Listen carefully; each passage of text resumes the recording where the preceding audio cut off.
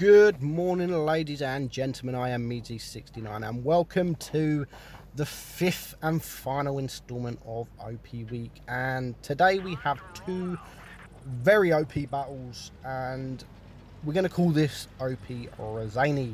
And you obviously, by the name, you're going to know why. So first up, we have the Cromwell Tier 6 British medium tank, and it's driven by another good friend of mine, P264. I've known him a very long time. We shared a clan in Phoenix together, and he does an amazing job. Now you can see his team have 3 mediums and a light tank. The enemy have 4 mediums. He's going to push on the middle by the cap, and he's going to try and spot any heavies that come to the right. No one spotted yet, so he's going to go around the circle. He's going to go around the cap to see if he can get the spots. He doesn't get the spots, and just look at the minimap. So in almost 1 minute gone, and he spots the first target. Now just look at the minimap.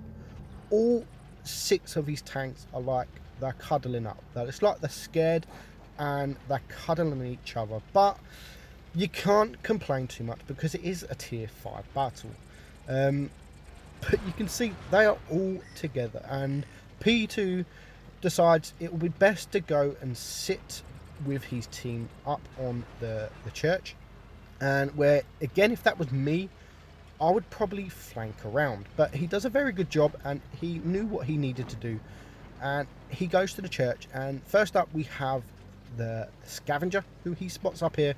And then he has the SU-85. So you're going to get a shot onto the SU-85. Nice track shot. Now the Cromwell has no armor whatsoever. It literally has 0 armor. And you have a scavenger and the SU-85 in front of you.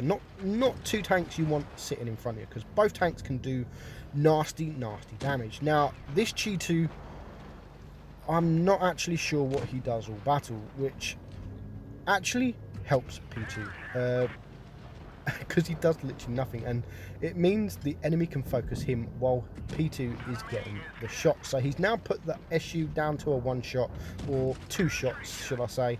He's going to poke forward, and the reload on this tank is absolutely insane. Very good DPM tank.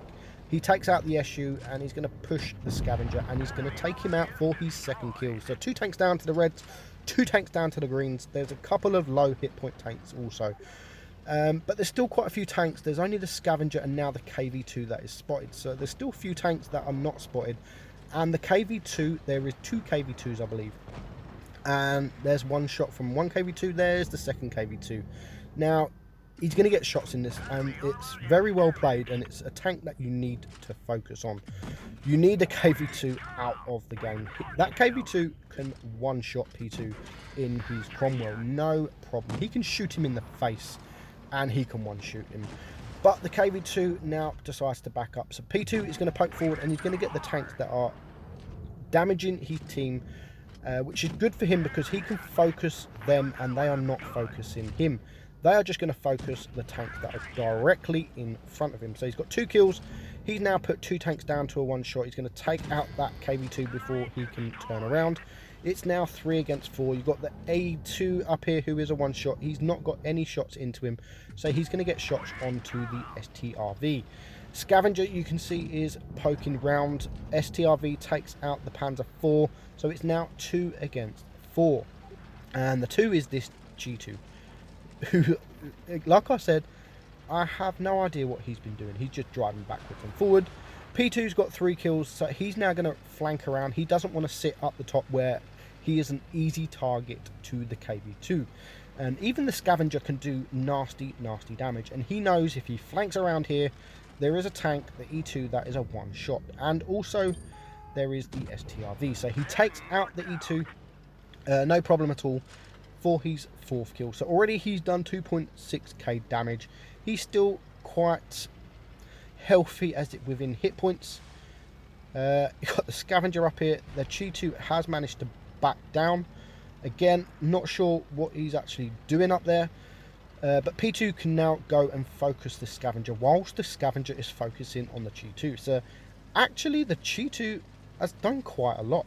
He's taken the attention of all these tanks. So P2 does not get focused, and he's now spotted the STRV, gets 1 shot into him. He's going to get shot in return. and you can see he is aiming. He's hoping the STRV pokes out. It's not what he does just yet, so he's going to focus the scavenger. Might as well.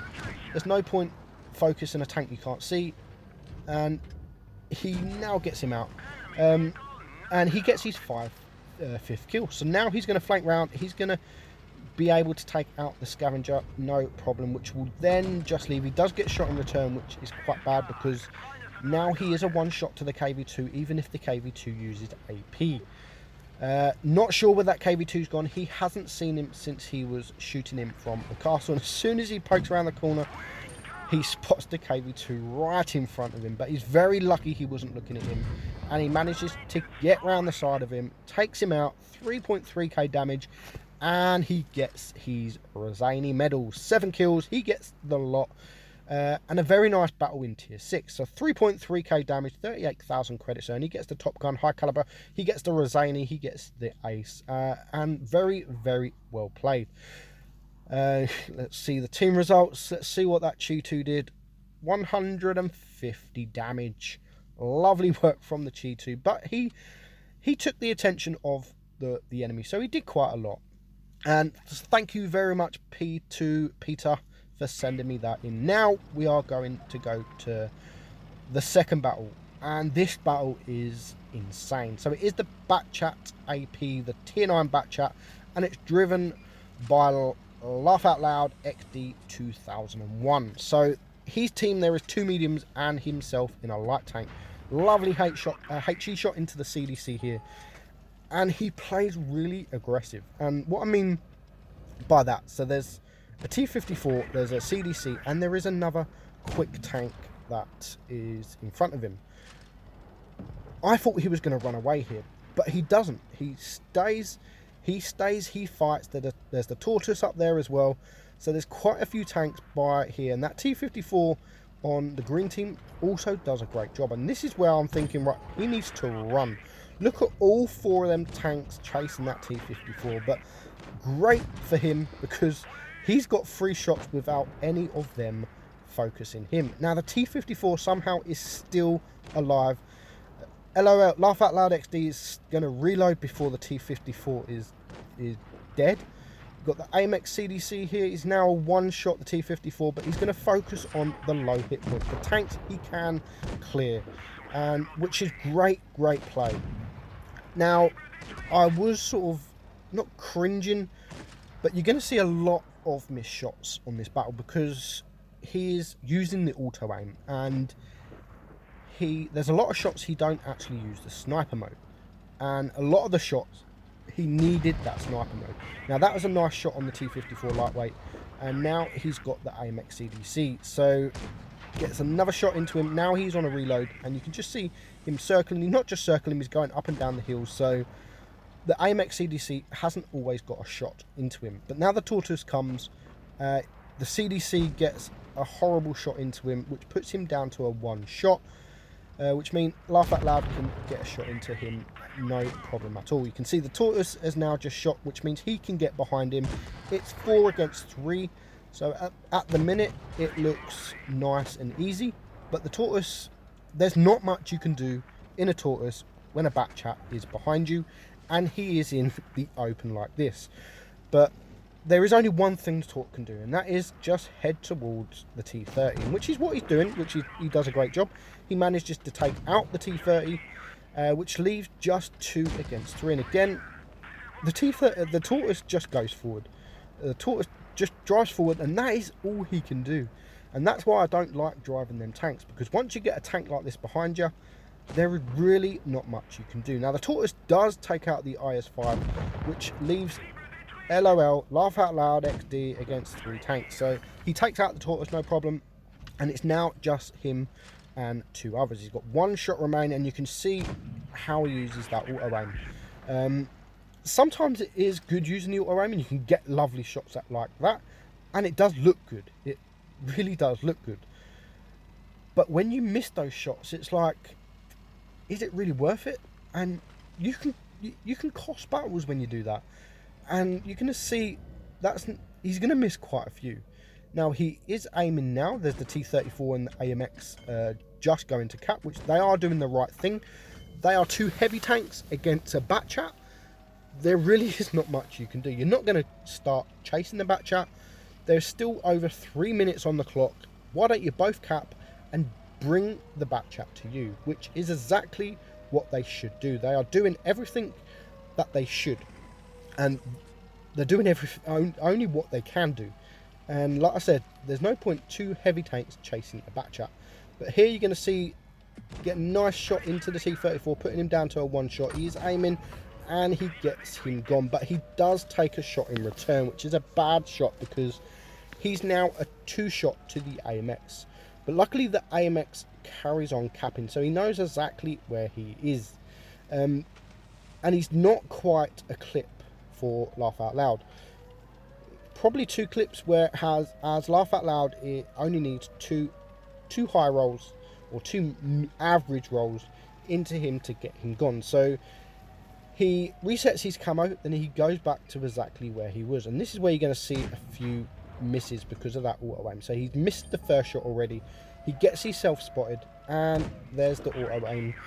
He does get that shot, however, but if he would have shot the first time, and then again a nice shot in return for his 3rd shot. So now he is on a reload, and he's put him down now to a 2 shot. He could have been a 1 shot if he would have aimed that first shot, which makes all the difference, because now he could just rush in. But when the AMX is a 2 shot and he's a 2 shot, you can't really rush in. But there's still plenty of time. You can see he's going to miss the first shot there. He's still aiming. Is he going to get the 2nd shot? No, he's not. He's going to push forward, and it brings the AMX. And again, he uses that auto aim really well that time, putting him down to a 1 shot, and that auto aim wasn't so good. And now he is on a reload, but now it shouldn't be too much of an issue. He's going to sit, he's going to reload. Again, like I said, he knows exactly where the tank is because he's capping. AMX is going to go back. He's going to get 1 shot into him, leaving him on 22 HP. And now he's still got 2 shells left in his clip. He can rush towards him and he can clear him no problem at all. So he's going to turn around the corner. AMX is just trying to run away, and there's nothing he can do. It's a very, very good battle. He gets all 7 kills. He gets the Klobanov, and he gets 7,300 damage, which so far is Hall of Fame on this tank. And he pushes me down to 3rd place. So I was 2nd with Hall of Fame with 7,250, but he's now pushed me down to 3rd. So very well played. Thank you for both for sending me that in, and I enjoyed it. But for now, I am Meaty69, and I'll catch you in the next one. Bye bye.